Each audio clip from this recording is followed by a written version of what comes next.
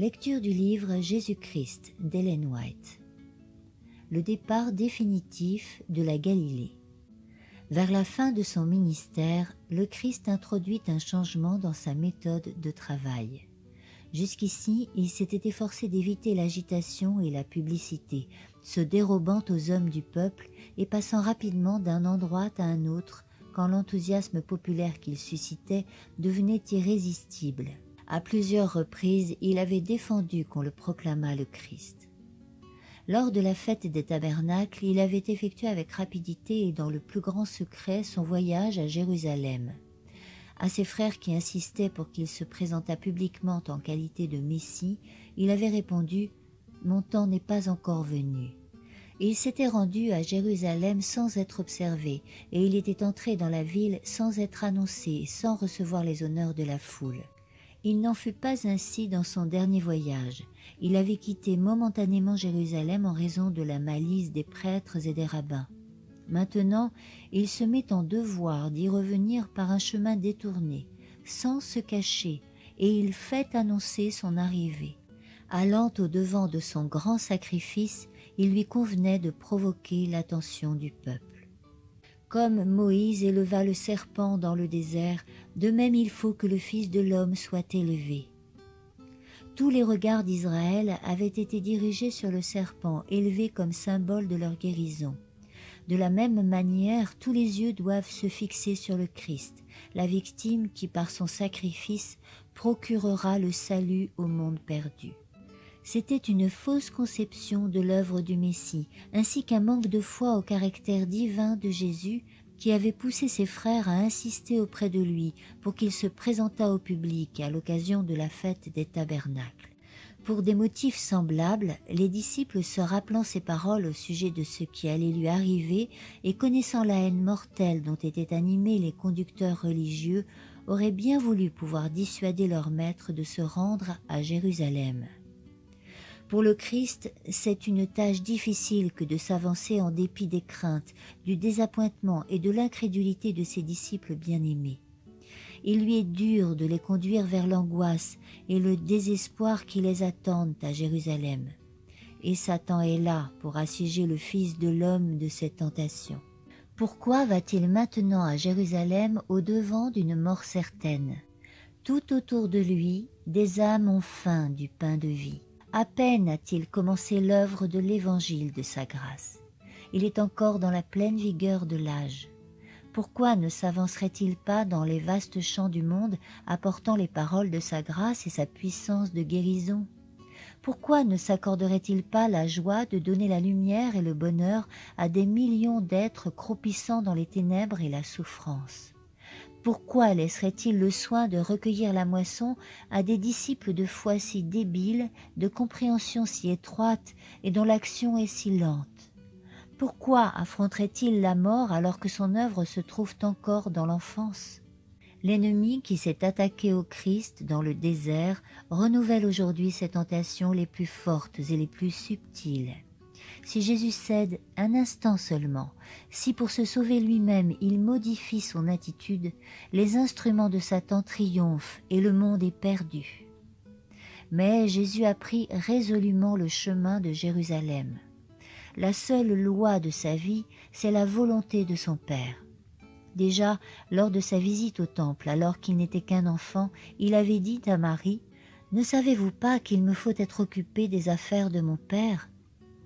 À Cana, lorsque Marie lui a demandé de manifester sa puissance miraculeuse, il a répondu « Mon heure n'est pas encore venue ». Les mêmes paroles lui ont servi de réponse quand ses frères l'ont supplié de se rendre à la fête. Dans le grand plan divin, une heure a été fixée où il doit s'offrir pour les péchés des hommes. Cette heure est sur le point de sonner. Il ne va pas défaillir. Il tourne ses pas vers Jérusalem, où depuis longtemps ses ennemis trament contre sa vie. Il va maintenant la leur abandonner et il se dirige hardiment vers la persécution, le reniement, la condamnation et la mort. Et il envoya des messagers devant lui. Ceux-ci étant partis, entrèrent dans un village des Samaritains pour lui préparer un logement. Mais on refusa de le recevoir, parce qu'il était en route vers Jérusalem. À cause de ce voyage, les Samaritains avaient l'impression que le Christ accordait la préférence aux Juifs, objet de leur haine la plus intense. Ils l'auraient accueilli joyeusement s'il était venu rétablir le temple et le culte sur le mont Garizim. Comme il se rendait à Jérusalem, ils ne voulurent pas lui accorder l'hospitalité. Ils étaient loin de penser qu'il rejetait le meilleur don du ciel. Jésus invitait les hommes à le recevoir. Il leur demandait même des faveurs, et cela en vue de s'approcher d'eux pour leur dispenser les plus riches bénédictions. En échange de la moindre faveur reçue, il accordait la grâce la plus précieuse. Mais le préjugé et l'étroitesse des Samaritains leur fit perdre tout cela. Jacques et Jean, les messagers du Christ, furent très blessés par cette injure faite à leur Seigneur. Le voir si maltraité par les Samaritains alors qu'il voulait bien les honorer de sa présence les remplit d'indignation. Récemment, sur la montagne de la Transfiguration, ils avaient vu leur maître glorifié par Dieu et honoré par Moïse et par Élie. Le manque d'égard dont les Samaritains s'étaient rendus coupables méritait, pensait-il, un châtiment signalé. Ils rapportèrent au Christ les paroles de ces gens et lui dirent qu'on avait refusé de le loger même pour une nuit. Ils pensaient qu'un tort grave lui avait été fait et ils dirent, en regardant au loin dans la direction du mont Carmel où Élie avait égorgé les faux prophètes, « Veux-tu que nous disions que le feu descende du ciel et qu'il les consume ?» Ils constatèrent avec surprise que leurs paroles peinaient Jésus et leur étonnement fut encore plus grand en entendant ce reproche. Vous ne savez de quel esprit vous êtes animés. Le Christ s'en alla dans un autre village. Il n'appartenait pas à sa mission de contraindre les hommes à le recevoir. C'est Satan, et ce sont les hommes animés de son esprit qui s'efforcent de violenter les consciences. Sous prétexte de zèle pour la justice, des hommes associés à de mauvais anges font souffrir leurs semblables pour les convertir à leurs idées religieuses. Le Christ, lui, ne cesse de faire preuve de miséricorde, s'efforçant constamment de gagner les âmes par la manifestation de son amour. Il ne peut tolérer aucun rival dans une âme, il ne peut se contenter d'un service partiel, mais il n'accepte qu'un service volontaire, le libre abandon d'un cœur pressé par l'amour. Notre empressement à nuire à ceux qui n'aiment pas notre œuvre ou qui agissent contrairement à nos idées montre que nous sommes remplis de l'esprit de Satan. Tout être humain appartient à Dieu, corps, âme et esprit. Le Christ est mort pour racheter tous les hommes. Rien ne contriste Dieu davantage que de voir des hommes qui, poussés par le fanatisme religieux, font souffrir ceux dont le Sauveur a payé la rançon par son sang. Jésus, étant parti de là, passa sur le territoire de la Judée, au-delà du Jourdain. La foule se rassembla encore auprès de lui, et, selon sa coutume, il se mit à l'instruire. C'est en Pérée, une province qui se trouvait de l'autre côté du Jourdain par rapport à la Judée, que Jésus passa une grande partie des derniers mois de son ministère. Là, la foule se pressait autour de lui, comme cela avait eu lieu en Galilée au début de son ministère, et beaucoup de ses premiers enseignements y furent répétés. Comme il avait envoyé les 12, le Seigneur désigna encore 70 autres disciples, et il les envoya 2 à 2 devant lui, dans toutes les villes et dans tous les lieux où il devait aller lui-même. Pendant quelque temps, ses disciples s'étaient formés auprès de lui en vue de leur œuvre. Alors que les 12 accomplissaient une mission de leur côté, d'autres disciples accompagnaient Jésus dans sa tournée en Galilée. Ils s'étaient ainsi trouvés intimement associés à lui et placés sous sa direction personnelle. Maintenant, ces nombreux disciples devaient, à leur tour, aller en mission de leur côté. Les 70 reçurent les mêmes instructions qu'avaient reçues les 12, à l'exception toutefois de la défense d'entrer dans les villes des païens ou des Samaritains. Les Samaritains venaient de repousser le Christ, mais cela n'avait pas altéré son amour pour eux. Quand les 70 s'en allèrent en son nom, ils commencèrent par visiter les villes de la Samarie. La visite du Sauveur en Samarie et plus tard l'éloge du bon Samaritain ainsi que la joie reconnaissante du lépreux Samaritain, qui seul parmi les 10 étaient revenus pour exprimer au Christ sa gratitude. Tout cela revêtait une profonde signification aux yeux des disciples. Cette leçon se grava profondément dans leur cœur. Dans l'ordre qu'il leur donna immédiatement avant son ascension, Jésus mentionna la Samarie avec Jérusalem et la Judée comme étant les lieux où il devait d'abord prêcher l'Évangile. Son enseignement les avait préparés à se conformer à cet ordre. Et quand ils se rendirent en Samarie, au nom de leur maître, ils trouvèrent une population prête à les recevoir. Les paroles d'éloge du Christ et ses œuvres de miséricorde en faveur d'hommes appartenant à leur nation étaient parvenues aux oreilles des Samaritains. Ils virent qu'ils n'avaient que des pensées d'amour à leur égard, malgré la manière rude dont ils l'avaient traité, et leurs cœurs furent gagnés. Après son ascension, ils accueillirent favorablement les messagers du Sauveur, et les disciples purent recueillir une précieuse moisson parmi ceux qui avaient été autrefois leurs plus grands ennemis. Il ne brisera pas le roseau froissé, et il n'étouffera pas le lumignon qui va s'éteindre. Il fera régner la justice en toute vérité, et les nations espéreront en son nom. En envoyant les 70, Jésus leur recommanda, comme il l'avait recommandé aux 12, de ne pas s'imposer là où l'on ne les recevrait pas volontiers. Dans quelque ville que vous entriez, si l'on ne vous reçoit pas, dit-il, allez sur les places publiques et dites « Nous secouons contre vous la poussière même de votre ville qui s'est attachée à nos pieds. Sachez pourtant que le royaume de Dieu s'est approché de vous. » Ceci avait pour but non pas de manifester du ressentiment pour une blessure d'amour-propre, mais de montrer combien c'est chose grave de refuser le message du Seigneur ou ses messagers. Rejeter les serviteurs du Seigneur, c'est rejeter le Christ lui-même. Jésus ajouta « Je vous dis qu'au dernier jour, Sodome sera traitée moins rigoureusement que cette ville. » Puis sa pensée alla vers les villes galiléennes où il avait exercé une si grande partie de son ministère. Il s'écria avec les accents d'une douleur sincère « Malheur à toi, Chorazine! Malheur à toi, Bethsaïda!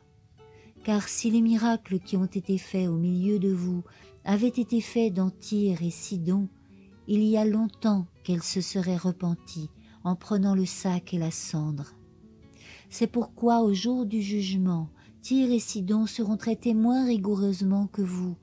Et toi, Capernaum, qui as été élevé jusqu'au ciel, tu seras abaissé jusqu'en enfer. » Les plus riches bénédictions du ciel avaient été généreusement offertes à ces villes des bords de la mer de Galilée. Jour après jour, le prince de la vie était allé et venu parmi leurs habitants. La gloire de Dieu que des prophètes et des rois avaient souhaité voir avait brillé sur des foules qui se pressaient sur les pas du Sauveur.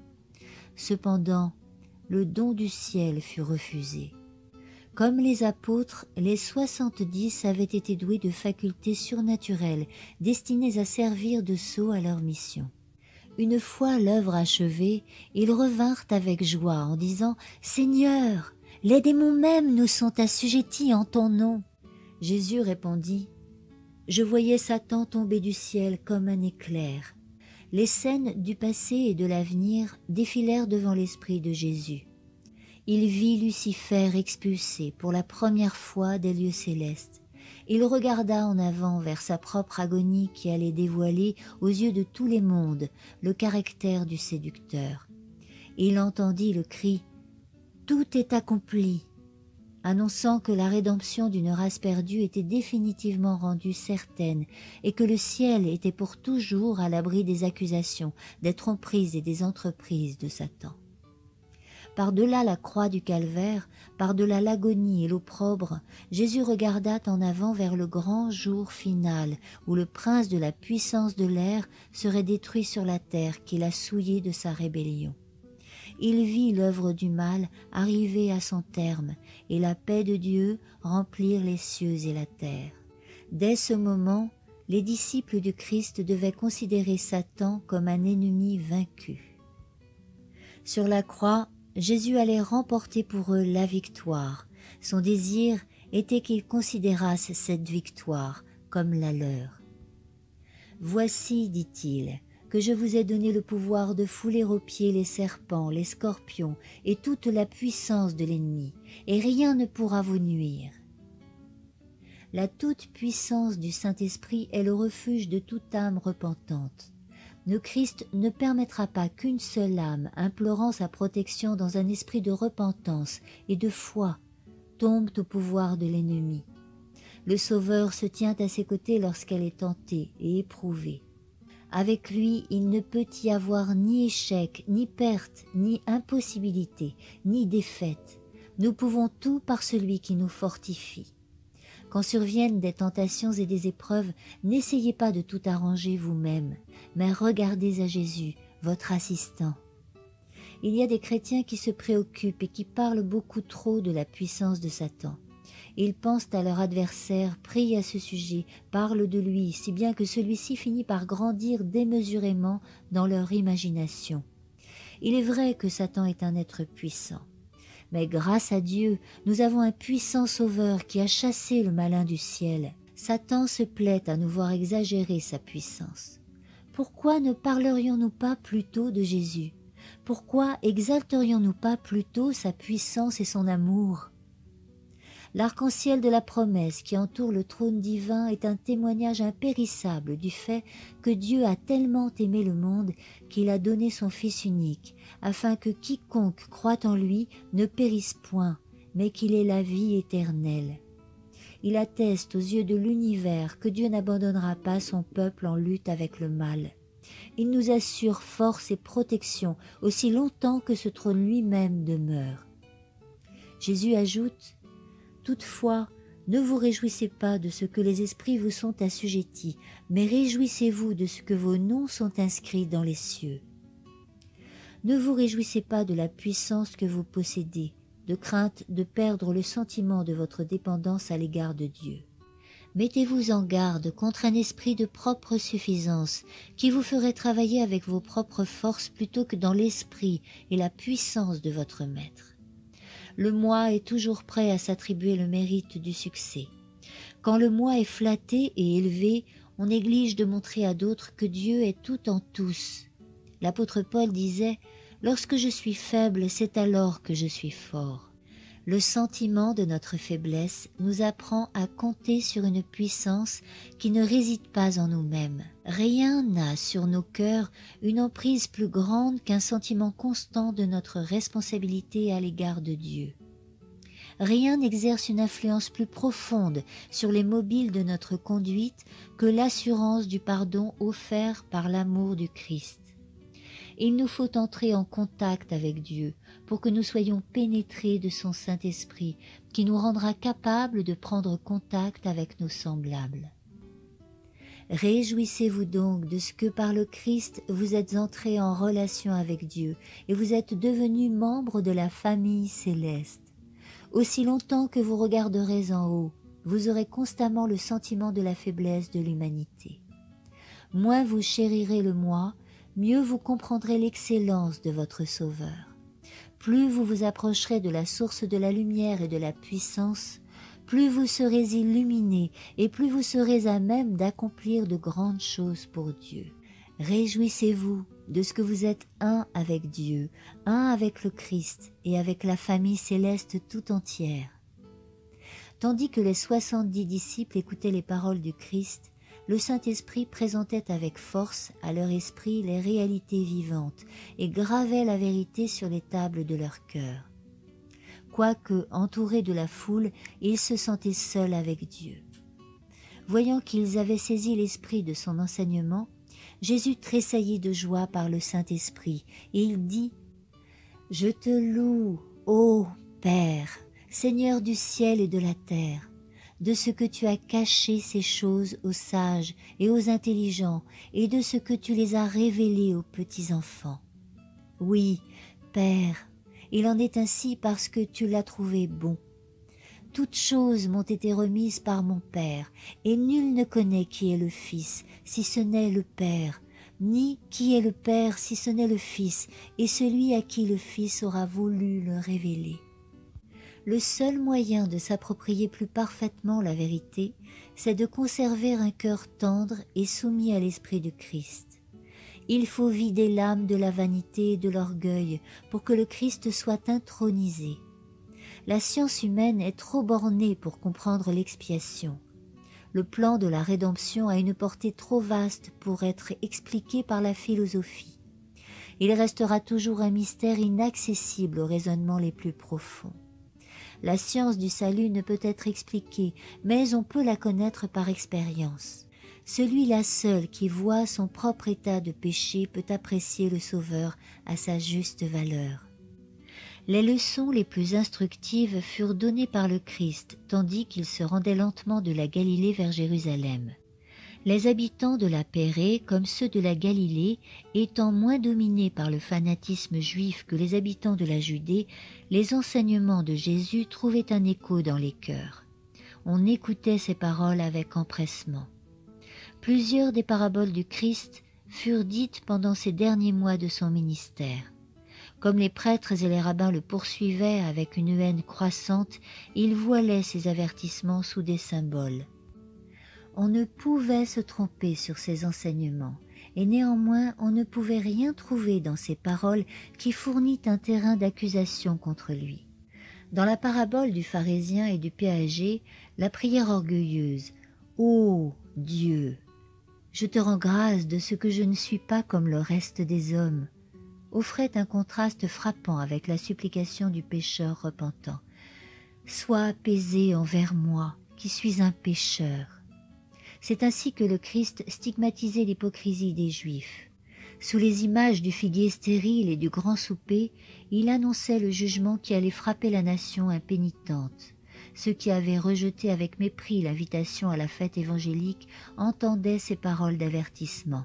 « Car je vous le déclare, aucun de ces hommes qui avaient été conviés ne goûtera de mon souper. » Des instructions de la plus haute valeur avaient été données aux disciples.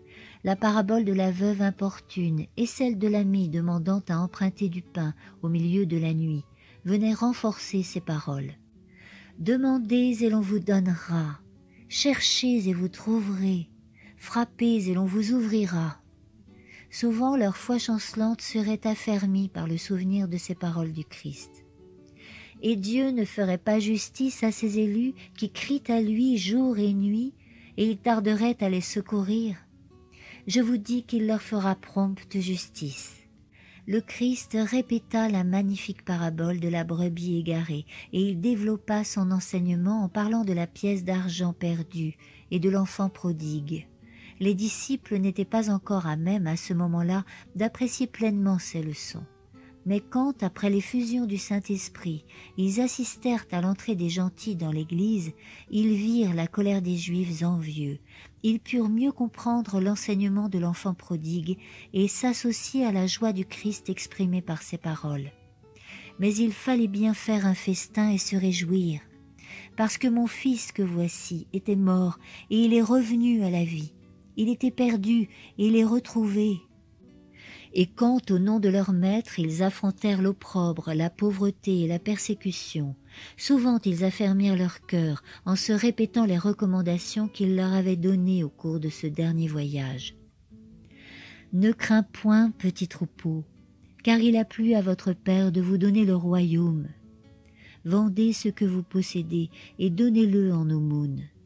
Faites-vous des bourses qui ne s'usent pas, un trésor dans les cieux qui ne manque jamais, dont le voleur n'approche pas et que les vers ne détruisent point.